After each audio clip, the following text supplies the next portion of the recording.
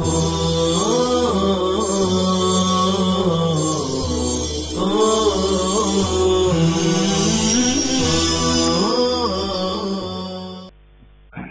الله الرحمن الرحيم. الحمد لله رب العالمين والعاقبة للمتقين والصلاة والسلام على سيد الأنبياء والمرسلين سيدنا وحبيبنا وحبيب رب العالمين محمد وعلى آله وأصحابه ومن هدى بهديه إلى يوم الدين. قال الله تبارك وتعالى في كتابه المجيد والفرقان الحميد: فأعوذ بالله من الشيطان الرجيم. بسم الله الرحمن الرحيم. إن تنصروا الله ينصركم ويثبت أقدامكم.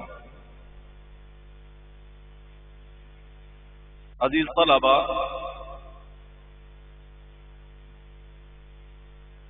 جامعہ کے معمولات اور نظام کے مطابق 15 دن میں ایک مرتبہ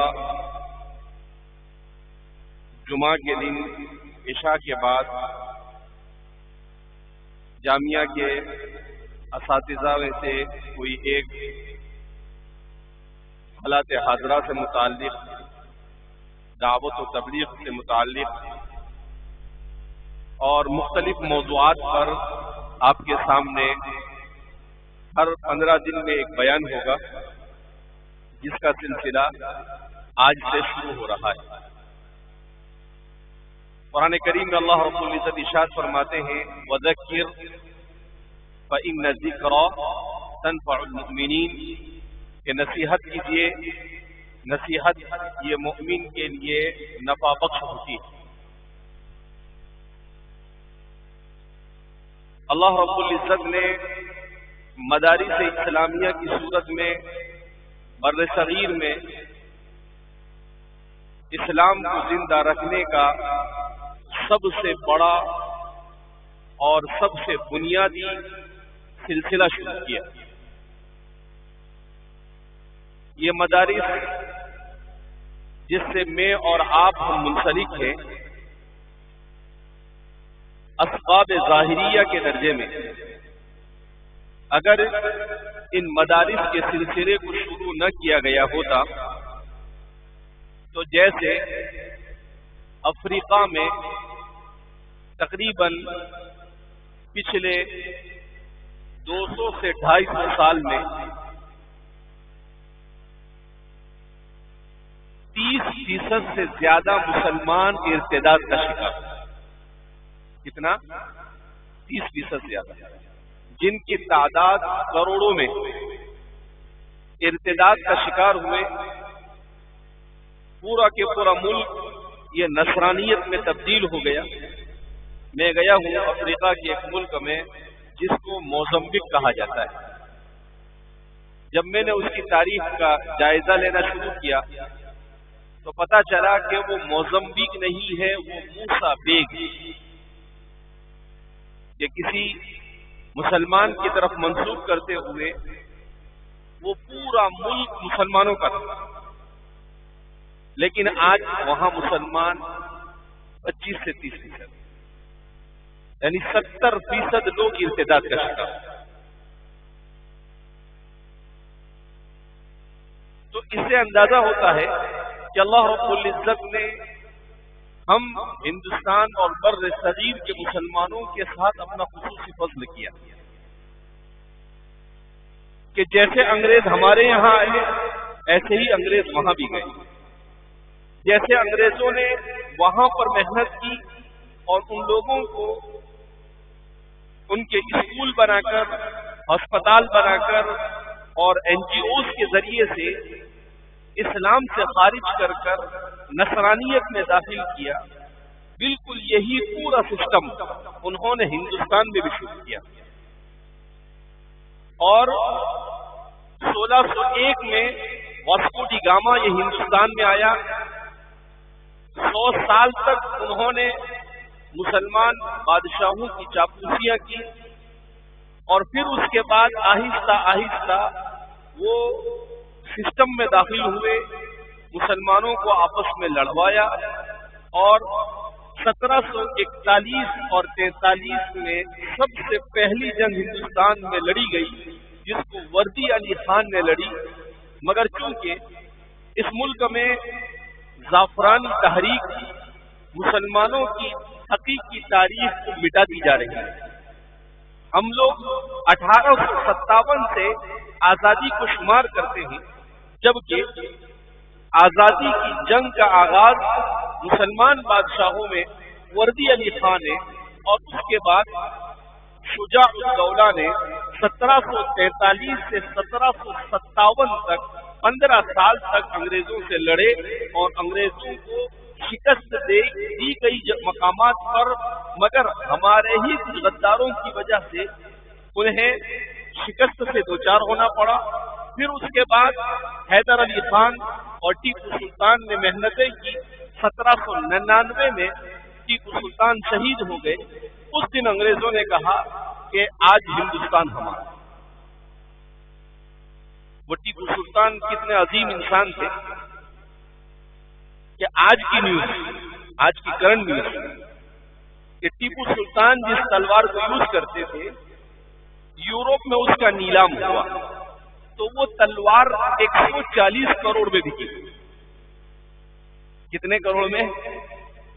140 کروڑ میں ٹیپو سلطان جس تلوار کو استعمال کرتے تھے بولی لگی، اور دنیا کی اور ہندوستان کی خاص طور پر سب سے مہنگی اگر کوئی چیز ہندوستان کی تاریخ میں بکی ہے تو وہ ٹیپو سلطان کی تلوار۔ ان کا ایک جملہ بڑا مشہور ہے، وہ کہا کرتے تھے کہ گیدڑ کی 100 سالہ زندگی سے شیر کی زندگی کا ایک دن بہتر ہے۔ کیا کہتے تھے وہ؟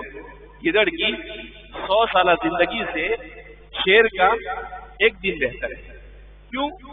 کہ گیدڑ مرا ہوا کھاتا ہے، گیدڑ دوسرے کا شکار کیا ہوا جھپٹ کے کھاتا ہے، مگر شیر یہ خوددار ہوتا ہے، یہ اپنا شکار کر کے خود اپنا کھاتا ہے، کسی دوسرے کا شکار کیا ہوا اس کو کبھی منہ نہیں مانگتا۔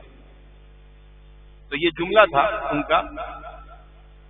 آج ہمارے یہاں پر پولیٹیکل ٹاک پر بہت ساری جگہوں پر ان کو بھی ہندوستان کی آزادی کے پورے سیناریو سے باہر نکال دیا جا رہا ہے، مگر یہ تاریخ جو ہے یہ کبھی مٹائی نہیں جا سکتی۔ جس کو جو ظالم ہوتے ہیں وہ یہ کہتے ہیں کہ تاریخ بڑی ظالم ہے، جبکہ تاریخ ظالم نہیں ہوتی ہے، وہ خود ظالم ہوتا ہے۔ مگر وہ جب اپنی کالے کرتوت کو چھپانے میں ناکام ہو جاتا ہے تو کیا کہتا ہے کہ تاریخ بڑی ظالم ہوتی ہے، کسی کو بخشتی ہے نہیں۔ تو اللہ رب العزت نے مجھ پر، آپ پر، ہمارے آباء و اجداد پر اور ہماری نسلوں پر فضل کیا کہ اللہ رب العزت نے ایسے لوگوں کو، ہمیں معلوم ہونا چاہیے وردی علی خان کون ہے، شجاع الدولہ کون ہے، ہمیں معلوم ہونا چاہیے حیدر علی خان کون ہے، ہمیں معلوم ہونا چاہیے ٹیپو سلطان شہید کون ہے، ہمیں معلوم ہونا چاہیے کہ سب سے پہلے جنگ آزادی کے لیے فتویٰ کس نے دیا؟ شاہ ولی اللہ صاحب محدث دہلوی رحمۃ اللہ علیہ۔ ان کی ولادت ہوتی ہے 1702 میں، اس کے بعد 1762 میں ان کا انتقال ہوتا ہے۔ ان کے بیٹے شاہ عبدالعزیز صاحب محدث دہلوی رحمۃ اللہ علیہ نے 1772 میں سب سے پہلے انگریزوں کے ساتھ جہاد کرنے کا فتویٰ دیا، اور اسی کی روشنی میں بعد میں مسلمانوں نے اور ہندوستان کے باشندوں نے انگریزوں سے 1772 سے لے کر 1948 تک ان کے ساتھ چلا۔ اس کا سب سے پہلا بنیاد کون تھا؟ شاہ عبدالعزیز صاحب محدث دہلوی رحمۃ اللہ علیہ کا فتویٰ۔ آپ نے کہا کہ یہ ملک دارالکفر بن چکا ہے، اس ملک کو انگریزوں کے چنگل سے نکالنا یہ ملک کے تمام مسلمانوں پر فرض ہو چکا ہے، اور اس جہاد کرنا مسلمانوں پر فرض ہوا۔ یہ مجھے اور آپ کو جو ایمان اور اسلام ملا ہوا ہے یہ ایسے ہی نہیں ملا ہے، اس کے پیچھے شاہ ولی اللہ محدث دہلوی رحمۃ اللہ علیہ کی محنتیں ہیں، اس کے پیچھے شاہ عبدالعزیز صاحب محدث دہلوی رحمۃ اللہ علیہ کی محنتیں ہیں، اس کے پیچھے وردی علی خان، اس کے پیچھے شجاع الدولہ، اس کے پیچھے ٹیپو سلطان شہید حیدر علی خان۔ ان کی صرف یہاں تک نہیں، 1799 میں ان کی شہادت کے بعد انگریزوں نے یہ کہا کہ اب ہندوستان میں حکومت کرنے سے ہمیں کوئی نہیں روک سکتا ہے۔ جب دیکھا ہمارے علماء نے کہ بادشاہ یہ میدان سے ہٹ گئے ہیں اور کوئی بادشاہ اب ان کا مقابلہ نہیں کر پا رہا ہے، تو پھر شاہ عبدالعزیز صاحب محدث دہلوی رحمۃ اللہ علیہ کے تلامذہ کھڑے ہوئے، سید احمد شہید رحمۃ اللہ علیہ، سید اسماعیل شہید رحمۃ اللہ علیہ، اور انہوں نے عالم بغاوت کو بلند کیا اور 32 سال تک انگریزوں کے ساتھ جہاد کرتے رہے۔ اس طرح سے اس ملک میں اسلام اور مسلمانوں کو بچانے کے لیے علماء کا کردار رہا۔ اب جب وہ لوگ شہید ہو گئے بالاکوٹ کے میدان میں، تو ان کی شہادت کے بعد اللہ رب العزت نے جماعت کو کھڑا کیا۔ دو قسم کی جماعتیں کھڑی ہوئی، ایک وہ جماعت کھڑی ہوئی جس جماعت نے انگریزوں نے چونکہ یہ پلان بنایا تھا، لارڈ میکالے کا نام سنا ہوگا آپ نے، لارڈ میکالے، یہ 1832 سے 35 کے درمیان ہندوستان میں آیا اور ہندوستان کا جائزہ لیا، اور اس کے بعد اس نے کہا کہ میں اس ملک میں پادریوں کو بھیجوں گا، عیسائی علماء کو بھیجوں گا، میں اس ملک میں سیکولر ایجوکیشن اور سیکولر تعلیم کا ایسا نظام جاری کروں گا کہ 50 سال میں یہ پورا ملک عیسائیت کی لپیٹ میں آ جائے گا اور یہاں کا کوئی باشندہ نہ مسلمان رہے گا نہ ہندو رہے گا۔ مگر اللہ جزائے خیر دے ہمارے علماء کو، انہوں نے اس چیلنج کو قبول کیا، کہا ہم بھی دیکھتے ہیں کہ کون کامیاب ہوتا ہے، اور ظاہر سی بات ہے جاء الحق وزهق الباطل ان الباطل كان زهوقا، یہ ہماری تاریخ ہے، معلوم ہونا چاہیے ہمیں۔ مدرسے میں پڑھنے کے لیے آئے، مدرسہ کیا ہے، کس طرح سے شروع ہوا اور اس کے پیچھے کیسی قربانیاں ہیں، اور اب ہمیں آگے چل کر کیا کام کرنا ہے، یہ اس سے انسان کو حوصلہ ملتا ہے، انسان کی سستی اور کاہلی انسان سے دور ہوتی ہے، اور انسان اپنے آپ کو، جیسے ہمارے سلف صالحین نے ہمارے ایمان اور اسلام کو بچانے کے لیے محنتیں کی، ہمیں بھی یہ حوصلہ ملتا ہے کہ ہم بھی اپنی آنے والی نسلوں کے ایمان اور اسلام کو بچانے میں اپنا کون سا حصہ دے سکتے ہیں۔ تو اب حضرت مولانا رحمت اللہ صاحب کیرانوی رحمت اللہ علیہ، ہم لوگ جانتے بھی نہیں، کوئی جانتا ہے؟ بہت کم لوگ جانتے ہیں۔ حضرت مولانا رحمت اللہ صاحب کیرانوی رحمت اللہ علیہ دیوبند سے قریب کیرانہ ایک جگہ ہے، وہاں کے یو پی کے رہنے والے تھے۔ انہوں نے کہا کہ اچھا ٹھیک، انہوں نے چیلنج کیا عیسائی علماء کو، کہا کہ اچھا آ جاؤ میدان میں، مناظرہ کر لو، ہم تم سے مناظرہ کریں گے اور دیکھیں گے کہ کون حق پر ہے اور کون باطل پر ہے۔ مناظرے شروع ہوئے۔ اب علامہ رحمت اللہ کیرانوی رحمت اللہ علیہ نے عیسائیت کا مطالعہ کیا، انہوں نے جتنی بھی بائبل وغیرہ ان کی کتابیں تھیں ان کو جمع کیا، اور جمع کرنے کے بعد اس میں 700 غلطیاں نکالی۔ کتنی غلطیاں نکالی؟ 700۔ کہا جس کتاب کو تم اپنی مذہبی کتاب کہتے ہو یہ غلطیوں کا انبار ہے، غلطیاں ہی غلطیاں ہیں اور کچھ ہے نہیں اس میں۔ حضرت نے ان کے ساتھ ایسا مقابلہ کیا کہ عیسائی آتے تھے، مسلمان ہوتے تھے، مناظرہ ہوتا تھا، مناظرہ ہونے کے بعد عیسائی یہ سوچ کر آتے تھے کہ مسلمان عیسائی بن جائیں گے، الٹا ہوتا تھا وہ عیسائی بھی مسلمان بن جاتے تھے، اور مسلمان خوشی خوشی اپنے خیمے سے کیا ہو جاتے تھے؟ واپس ہو جاتے تھے۔ اخیر میں آپ کو پکڑنے کی کوشش کی گئی، ہمارے علماء نے آپ کو محنت کی۔ اس زمانے میں خلافت عثمانیہ کے غالباً عبد الحمید الاول یا عبد المجید کے خلیفہ، تو انہوں نے آپ کو استنبول بلایا اور کہا کہ حضرت آپ جب تک کہ زندہ ہے تب تک مناظرہ کریں گے، لیکن آپ چلے جائیں گے تو یہ سارے علوم قبر میں آپ کے ساتھ چلے جائیں گے، لہذا کتاب لکھوا عیسائیت کے خلاف، تاکہ آپ کے بعد آنے والی نسلیں اس سے مدد لیتی رہیں۔ تو آپ نے کتاب لکھی اظہار الحق، کہاں بیٹھ کر؟ استنبول۔ استنبول کا اصل نام ہے اسلام بول، اس کا اصل نام کیا ہے؟ اسلام بول، لیکن بگاڑ دیا گیا وہ۔ تو اسلام بول میں بیٹھ کر آپ نے وہ کتاب لکھی اظہار الحق، اور آپ نے چیلنج کیا کہ اگر میری اس کتاب کو کوئی جواب دے دے تو میں عیسائیت اختیار کر لوں گا۔ 250 سال ہو گئے آج تک کہ آپ کی کتاب کا کوئی جواب نہیں دے سکا۔ جب رسولullah सल्लल्लाहु अलैहि वसल्लम की उम्मत की 12वीं और 13वीं सदी में आने वाले की किताब का कोई जवाब नहीं दे सकता है, तो जो किताब हुजूर पर नाजिल हुई उस किताब का कौन जवाब दे सकता है? तो इजहारुल हक उसका उर्दू में तर्जमा किया है और उसकी शरह की है शेखुल इस्लाम फकीहुल असर हजरत मौलाना तकी उस्मानी साहब ने, बाइबल से कुरान तक। हमारे मिशकात दौरे पंजुम के तलबा को ऐसी किताबें मंगा कर पढ़नी चाहिए, मुताले का जौक होना चाहिए। तो बाइबल से कुरान तक 3 जिल्दों में है, बड़ा शानदार हजरत ने काम किया है। तो अब उसके बाद जब हजरत को पकड़कर और आपको कोशिश की गई, इस्तांबुल गए, उसके बाद हिंदुस्तान आए, फिर उसके बाद आप मक्के मुकर्रमा गए और वहां पर आपने सौलतिया कायम किया, यानी मक्के मुकर्रमा वहां पर दीनी तालीम का सिलसिला तकरीबन खत्म होने जा रहा था, उसका एहया किया हिंदुस्तान के आलिम ने कहां पर जाकर, मक्के मुकर्रमा, और जामिया सौलतिया कायम किया। फिर वहां से बड़े बड़े उलमा पैदा हुए। हजरत मौलाना रहमतुल्लाह साहब कैरानवी ने, एक औरत थी उनका नाम सौलत था, उन्होंने उसका ताउन किया था, इस मुनासबत से उसका नाम जामिया सौलतिया रखा गया। फिर उसके बाद हाजी इमदादुल्लाह साहब मुहाजिर मक्की रहमतुल्लाह अलैहि, हजरत मौलाना कासिम साहब नानूतवी रहमतुल्लाह अलैहि, हजरत मौलाना रशीद अहमद गंगोही रहमतुल्लाह अलैहि, हाफिज जामी शहीद रहमतुल्लाह अलैहि, ये हमारे सारे बड़े बड़े काबिरीन जमा हुए और कहा कि भाई क्या किया जाए, ये तो पूरे मुल्क को ईसाई बनाने के चक्कर में है, किस तरीके से? तो अल्लाह रब्बुल इज्जत ने उनके दिल में बात डाली कि सालिहीन की एक जमात को भेजो। कहां भेजो? मक्के मुकर्रमा। तो नेक लोगों की एक जमात को मक्के मुकर्रमा भेजा गया। उनका एक ही काम कि मक्के मुकर्रमा जाकर आपको ये दुआ करना है कि अल्लाह हिंदुस्तान के मुसलमानों के ईमान और इस्लाम की हिफाजत का इंतजाम फरमा। तो फरमाते हैं कि 5 या 6 साल तक ये जमात वहां पर दुआएं करती रही।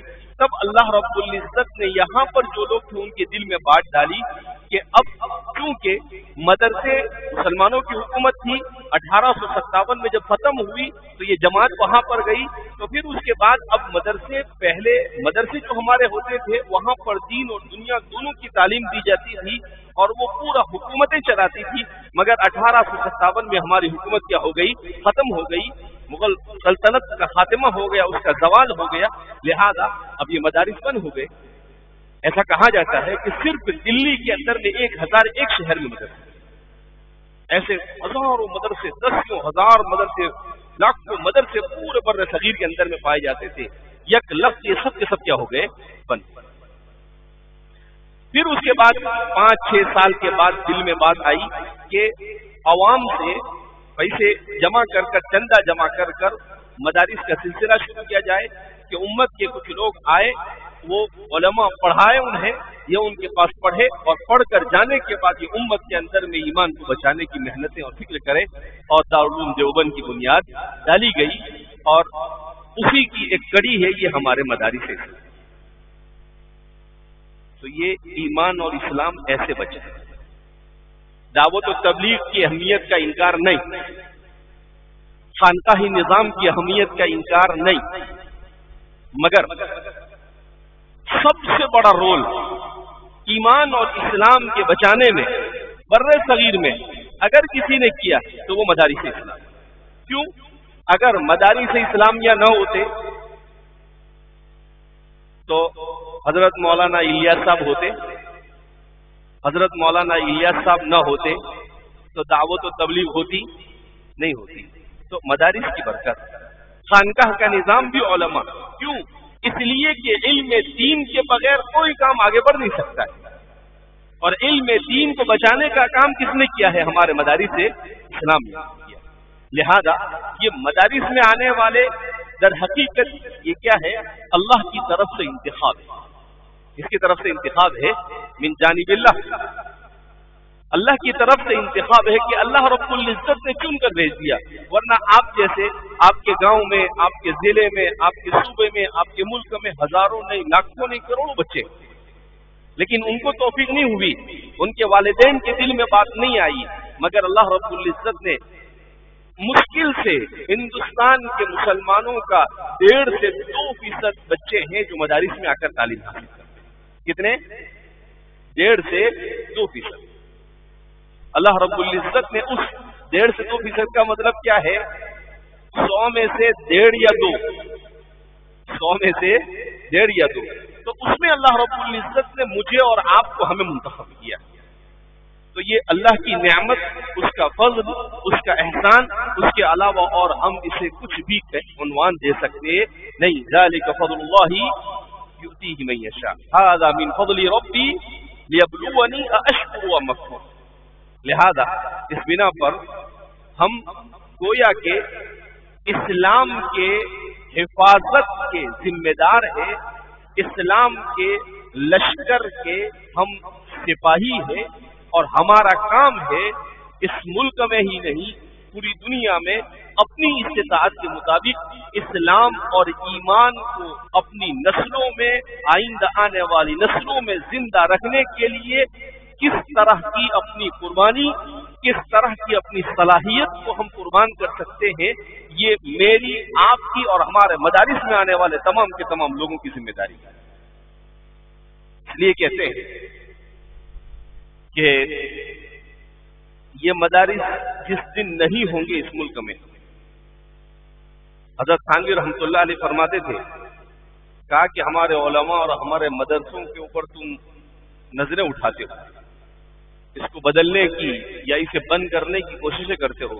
आप कहते थे कि खुदा पाक की कसम, जिस दिन ये मदरसे बंद हो जाएंगे उस दिन तुम्हारे बच्चे आधे यहूदी और आधे नसरानी। हज़रत ने क्या कहा था? उस दिन तुम्हारे बच्चे आधे यहूदी और आधे नसरानी। आज देख रहे हैं ना, जो लोग दीन से दूर है, मदारिस से और उलमा से दूर है, उनका क्या हाल है?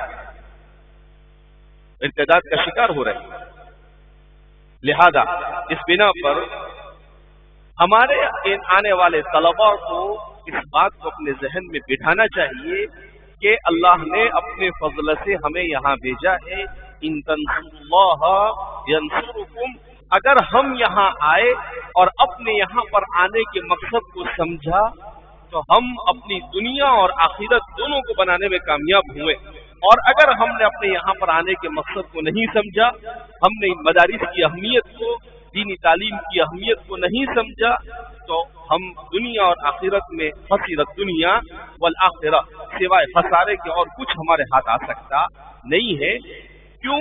इसलिए कि जो मदरसे में नहीं आए उनको तो मौका नहीं मिला, लेकिन जिनको अल्लाह ने मदरसे में भेजा उसके बावजूद नहीं पढ़ा या थोड़ी बहुत कुर्बानी देने के लिए तैयार नहीं हुआ और ऐसे ही तालीम को छोड़कर भाग गए, तो कल क़यामत के दिन अल्लाह पूछेंगे कि भाई हमने तो नेमत दी थी, तुमने उसकी कदर नहीं की, आ जाओ हमको हिसाब दो। तो इसलिए इस बात को समझना चाहिए कि मदारिस दीनी तालीम के लिए, ये मदारिस किसके लिए है? दीनी तालीम। यहाँ पर अगर दुनियावी तालीम भी पढ़ाई जाएगी तो उसका मकसद आपको दुनिया की तरफ ले जाना नहीं, उसका मकसद ये कि आप दुनियावी तालीम को इस तौर पर हासिल करें कि आप बेहतरीन दाई बने। आप साइंस जानेंगे, आप फिजिक्स पढ़ेंगे, आप ज्योग्राफिया पढ़ेंगे, तो आप लोगों के दरमियान इस्लाम को अच्छी तरह से प्रेजेंट कर सकेंगे, इस्लाम को नई नस्ल को अच्छी तरह से समझा सकेंगे। इसलिए हमारे उलमा बहुत सारे हिंदुस्तान में ऐसे इदारे खड़े हो रहे हैं कि भाई मदरसे के बच्चों को हम डॉक्टर बनाएंगे, इंजीनियर बनाएंगे। हमारे उलमा उसकी मुखालफत करते हैं। क्यों? इसलिए कि तुम्हारे पास जो 70-80% आ रहे हैं उसको बनाओ भाई, डॉक्टर बनाने का है, उसको सच्चा पक्का मुसलमान बनाने की फिक्र नहीं कर रहे हैं। और यहाँ 1.5-2% आ रहे हैं उसको डॉक्टर बनाने की फिक्र कर रहे हैं। तो फिर अगली नस्ल के ईमान और इस्लाम का क्या? अरे बात समझ में आ रही मेरी? आपके पास जो स्कूलों में 70-80% मुसलमानों के बच्चे आ रहे हैं, آپ نے ان کو صحیح معنی میں ایمان اور اسلام اور دین کی فکر کی آپ نے نہیں کی، جبکہ آپ کو فکر کرنی چاہیے. جبکہ ہمارے مدرسے میں جو 1.5% آ رہے ہیں، آپ اس کو کیا بنانے کی کوشش کر رہے ہیں؟ دنیا دار بنانے کی کوشش کر رہے ہیں. یہ کیوں بھائی؟ اگر ہمارا یہاں پر آنے کے بعد بچہ بنتا بھی ہے تو اس کی ایک امتیازی شان ہونی چاہیے. وہ ایسا ڈاکٹر یا ایسا انجینئر یا ایسا ٹیچر نہیں ہونا چاہیے جیسے دوسرے ٹیچر ہوتے ہیں. آج دنیا کے اندر میں جو تعلیم ہے، دنیاوی تعلیم، اس تعلیم کے سلسلے میں نے ہمارے ایک دوست سے پوچھا جو عالم بھی تھے اور ڈاکٹر بھی تھے. میں نے ان سے ایک ٹوٹتا ہوا سوال کیا. میں نے کہا کہ حکیم صاحب ایک سوال، برا مت مانو. کہا نہیں. میں نے کہا ہم الحمدللہ جامعہ کے قیام کو تقریباً 44 سال، جامعہ میں عصری تعلیم کے ادارے ہیں، ان عصری تعلیم کے اداروں کو بھی آج تقریباً 30 سال ہو گئے. لیکن ایک چیز میں نے نوٹ کی. کہا کیا؟ میں نے کہا میں نے یہ دیکھا کہ یہ عصری تعلیم میں جو لوگ آتے ہیں پڑھانے کے لیے، ان کا سب سے پہلا سوال ہوتا ہے پگار کتنا دیں. ان کا سب سے پہلا سوال تنخواہ کتنی دیں. میں نے کہا چاہے اس نے 4 چلے لگایا ہو، چاہے اس نے 10 سال لگایا ہو، چاہے ہر سال 1 چلہ لگاتا ہو، چاہے ہر مہینے میں 3 دن جاتا ہو، کچھ بھی ہو، لیکن وہ پیسے کے بغیر آگے بات کرے گا نہیں. میں بولا ایسا کیوں؟ تو وہ مسکرانے لگا، لیکن جواب بڑا پیارا دیا. انہوں نے کیا جواب بہت اچھا دیا. مجھے معلوم تھا کہ جواب یہیں سے اچھا مل سکتا ہے. اس کی وجہ، میں نے کہا کیا وجہ ہے؟ کہا اس کی وجہ یہ ہے کہ ایک ہے مدارس کی بنیاد ڈالنے والوں کے ارادے، نیت اور مقصد، اور دوسرا دنیاوی تعلیم کے نظام کو دنیا میں جاری کرنے والوں کی نیت، ارادہ اور مقصد. انما الاعمال بالنیات. مدارس جن لوگوں نے قائم کیے ان کا مقصد کیا تھا؟ دین کو زندگی کے ہر شعبے میں کس طرح سے زندہ رکھا جائے. اس لیے مدرسے میں پڑھنے والا دین کو زندہ رکھنے کی فکر لے کر جانا چاہیے، تو سمجھا جائے گا کہ وہ مدرسے میں آیا اور مدرسے میں آنا اس کا وصول ہوا. اور انگریزوں نے جس تعلیم کو اس ملک میں اور پوری دنیا کے اندر میں رائج کیا، انجینئر بنانا، ڈاکٹر بنانا، کلیکٹر بنانا، پلیکٹر بنانا، جو بھی ہے، کہا اس کے 2 مقصد، ایک تو پیسہ اور دوسرا ڈیزگنیشن یعنی عہدہ. پیسہ اور عہدہ. میں آپ کو سمجھاتا ہوں کیا مطلب اس کا. اس پوری تعلیم کا مقصد کیا؟ کیسے کسی کے جیب سے پیسہ نکالنا. ڈاکٹر کیوں ڈاکٹر بنے گا؟ اس لیے نہیں ڈاکٹر بنے گا کہ میرے ہاتھ سے لوگوں کو شفا مل جائے، کبھی نہیں بنے گا. کیوں ڈاکٹر بنے گا؟ کون سا ڈاکٹر بننے سے پیسہ زیادہ ملتا ہے؟ ایک بات یہ ہوگی. اس لیے جن لوگوں نے اس نظام کو جاری کیا ان کا مقصد ہی پیسہ. انما الاعمال بالنیات. لہذا وہ کبھی بھی، اچھا وہ خود ہمارے یہاں پر میڈیکل میں پڑھاتے تھے، وہ خود عالم تھے، مظاہرالدین سہارنپور کے پڑھے ہوئے. میں نے کہا آپ بھی اس کا شکار؟ بالکل میں بھی اس کا شکار. کیا کہا انہوں نے؟ میں بھی اس کا شکار.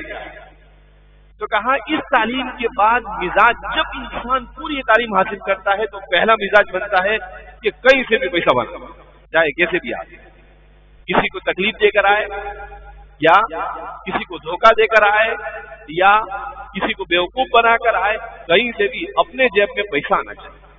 فلی کمرشل. اور دوسرا ڈیزگنیشن. کیا مطلب؟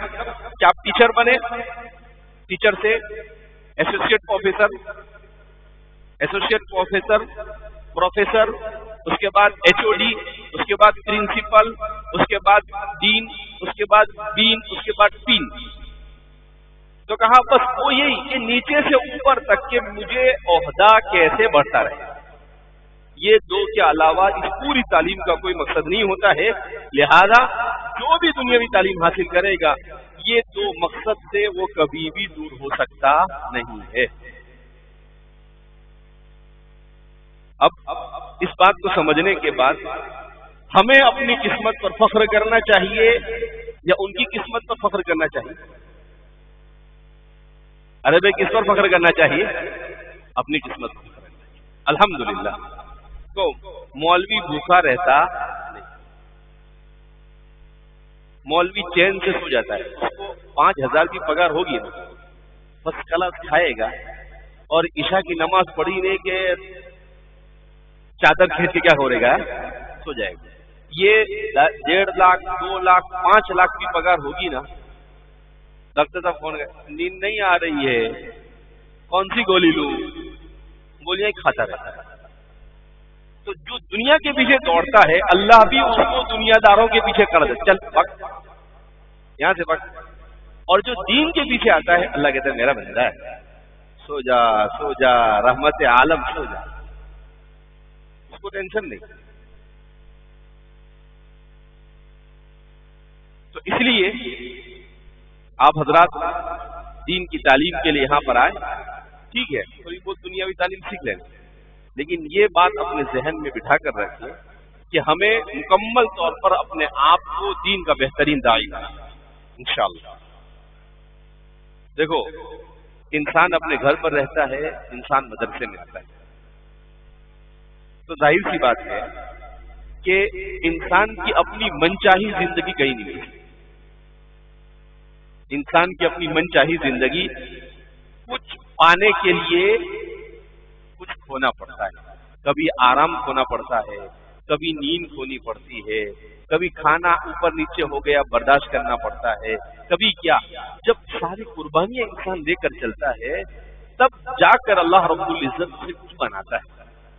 इंसान ये सोचे कि नहीं, टाइम टू टाइम बंदा तो वक्त पर सोएगा और वक्त पर उठेगा, बंदे को तो खाना अच्छा चाहिए, बंदे को तो फला चाहिए, दिन का चाहिए। इंसान नहीं बन सकता है। कुर्बानी के बगैर, मुजाहदे के बगैर, वजाहिदु बिल्लाहि हक़्क़ जिहाद, उसके बगैर तो इंसान कुछ नहीं बन सकता है। इसलिए मैं हमारे तलबा को कहता हूं कि कुछ किताबें हैं जिसको साल के शुरू में अपनी क्लास में तालीम करनी चाहिए, हम भी यहां तालीम कराने की कोशिश करेंगे, या अपने से मंगाकर उसको पढ़ना चाहिए। इनमें सबसे अच्छी किताब जिसका पढ़ना हर तालिब इल्म के लिए माला बुद्दमी पढ़ना चाहिए। कोई बता सकता है कौन सी किताब बताऊंगा मैं? हाँ? वो किताब उर्दू में उसका तर्जमा हुआ है, अरबी में हासिल। अरबी में उसका नाम है सफ़हात मिन सब्रिल उलमा अला शदाइदिल इल्मी व तहसील। इसका उर्दू में तर्जमा हुआ है सब्र और इस्तिकामत के पैकर। अब खुश हो गए जो तलबा चाहरूम पंजुम मिशकात पढ़ते हैं, माहद पढ़ते हैं, उन लोगों को अरबी में पढ़ना चाहिए। सफ़हात मिन सब्रिल उलमा अला शदाइदिल इल्मी व तहसील, और उसका उर्दू में तर्जमा हुआ है सब्र और इस्तिकामत के पैकर। सब्र और इस्तिकामत के पैकर शायद 200 सफ़े या 150 सफ़े की किताब है। मैं 200-300 सफ़े की किताब एक बैठक में पढ़ता हूं, अल्हम्दुलिल्लाह। समझ में आई बात? आदमी अच्छी तकरीर, आदमी अच्छी तहरीर, आदमी अच्छी तदरीस उसी वक्त कर सकता है जब रोजाना 200-300 सफ़हात मुताला करने का आदी हो। उसके बगैर आदमी ना अच्छा मुकर्रिर बन सकता है, ना अच्छा मुदर्रिस बन सकता है, ना अच्छा लिखने वाला बन सकता है, और ना अच्छा इंसान बन सकता है। इसीलिए कुरान ने सबसे पहले नाजिल किया इक़रा, पढ़ पढ़ पढ़ और पढ़। उसके बगैर काम चलेगा नहीं। اللہ चाहते तो पहले ऐसे कहते अकीम इस्सला, चल नमाज पढ़, नहीं, सबसे पहले इकरा नाजिल किया। क्यों? जब पढ़ेगा तो बढ़ेगा, नहीं पढ़ेगा नहीं बढ़ेगा, कहीं नहीं बढ़ेगा। नहीं पढ़ेगा पेट बढ़ेगा, ऐसे बढ़ेगा और पता नहीं कहां कहां बढ़ेगा। लिहाजा मुताले का आदी होना चाहिए। तो एक तो ये किताब सब्र इस्तिकामत के पेकर, मैं इंशाल्लाह कल ही मैंने मेरे कुतुबखाने में देखी। मैं अल्हम्दुलिल्लाह 7-8 साल का था जब से मुताला करने का था। जब मैं हिफ्ज़ पढ़ता था, मैंने हिफ्ज़ पढ़ने के जमाने में 10-11 साल की उम्र थी, उस जमाने में सीरत इब्न हिशाम पढ़ी, 2 जिल्दों में सीरत की किताब, तारीख फरिश्ता पढ़ी। आज भी मेरे पास मेरे घर में वो पुराने नुस्खे मौजूद है, आज से 30 साल पहले। कितने साल पहले के? 30 साल। तारीख फरिश्ता में हिफ्ज़ पढ़ते थे तो इतनी अकल समझ होती नहीं है, तो तारीख फरिश्ता मैंने पढ़ा ना कहीं पर एडवर्टाइज, तो मैं समझा फरिश्तों की तारीख है, तो मैंने ऐसा समझ के उसको मंगवा लिया। जब आई तो मैंने कहा यार ये तो हिंदुस्तान की तारीख है। अब वो मुसन्निफ जो थे उनका नाम था इस्माइल फरिश्ता, मुसन्निफ का नाम क्या था? इस्माइल फरिश्ता। तो उसकी मुनासबत से वो तारीख मशहूर हो गई, तारीख फरिश्ता से। तो मैंने क्या समझा कि फरिश्तों की तारीख लाओ, अपने मंगा के पढ़े। वो आई हिंदुस्तान की तारीख, तो उन्होंने हिंदुस्तान की तारीख हजरत आदम अलैहिस्सलाम से लेकर आज से 200-250 साल पहले तक के हिंदुस्तान की पूरी तारीख लिखी है, 2 जिल्दों में है, ज्यादा नहीं, एक जिल्द सिर्फ 600-700 सफ़े की, यानी 1500 से 1700 सफ़े के अंदर में है।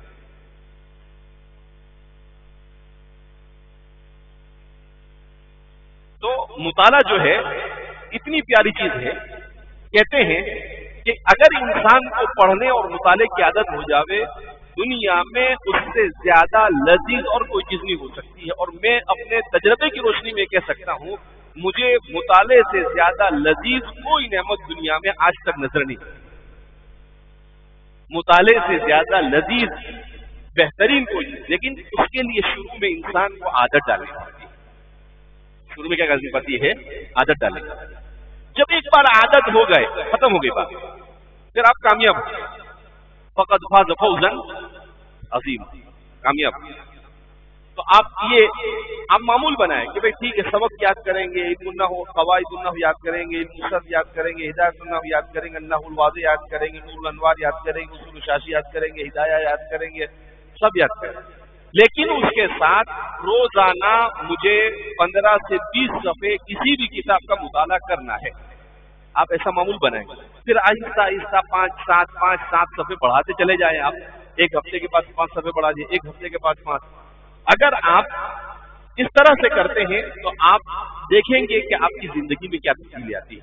मैं इंशाल्लाह आपको वक्फे वक्फे से बताता रहूंगा कि कौन सी किताब पढ़नी चाहिए।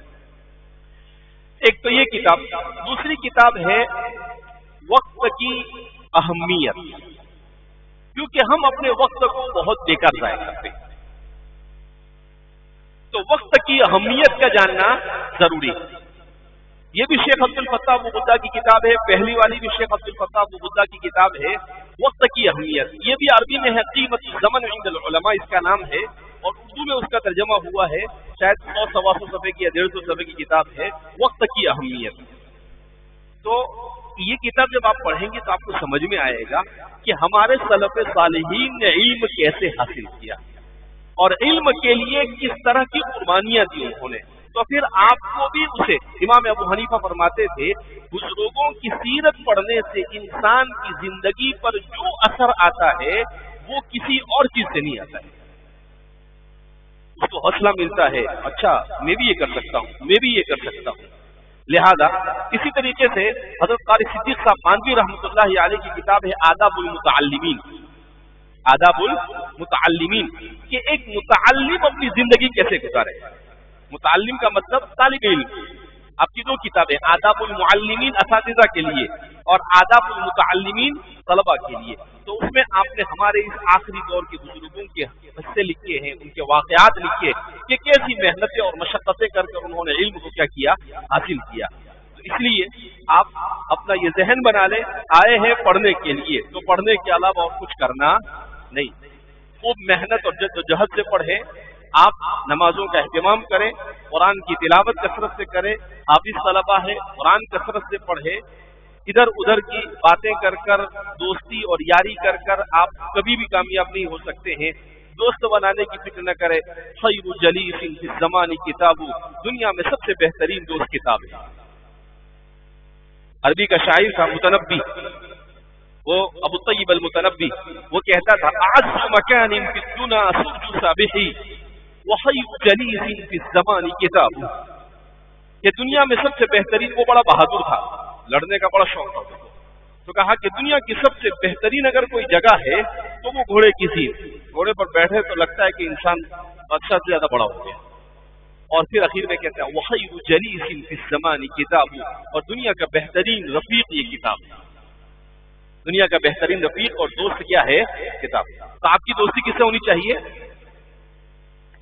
مریں گے ہم کتابوں پر، ورق ہوگا کفن اپنا، یہ آپ کا جب گہرا رشتہ کتاب سے ہو گیا تو پھر آپ دنیا اور آخرت میں کامیابی سے آپ کو کوئی طاقت روک سکتی نہیں۔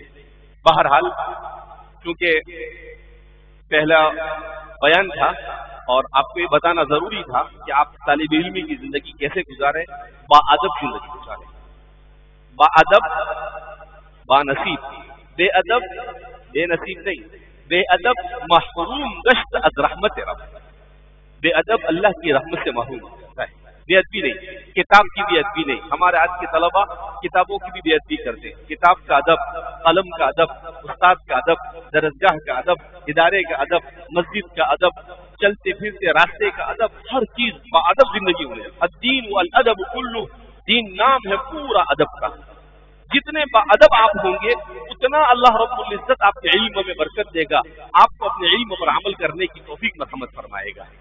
اس لیے قرآن نے کہا ان تنصر اللہ ینصرکم، یہ اسی کو کہتے ہیں ان تنصر اللہ ینصرکم کا مطلب کہ آپ جتنا بھی اللہ رب العزت کے مرضی کے مطابق زندگی گزاریں گے، اللہ اتنا آپ کے لیے کامیاب زندگی کے راستے کیا کر دے گا، کھول دے گا۔ لہذا آپ اس نیت کے ساتھ، اس ارادے کے ساتھ کہ ہمیں خوب محنت سے پڑھنا ہے، با ادب زندگی گزارنا ہے اور مستقبل کا بہترین انسان بن کر امت کی اور پوری انسانیت کی صحیح معنی میں رہنمائی کرنی ہے۔ اللہ رب العزت آپ سب کے یہاں پر طلب علم کے لیے آنے کو قبول فرمائے۔ اللہ رب العزت آپ کو، مجھے، ہم سب کو پوری زندگی علم دین کے ساتھ وابستہ رکھے، اخلاص و للہیت کے ساتھ ہمیں اپنے علم پر عمل کرنے کی توفیق مرحمت فرمائے۔ اللہ ہر قسم کی شرور و فتن سے ہماری حفاظت فرمائے اور اللہ رب العزت اپنی رضا والے زندگی نصیب فرمائے اور کہنے سننے سے زیادہ عمل کی توفیق مرحمت فرمائے۔ وآخر دعوانا الحمدللہ رب العالمین۔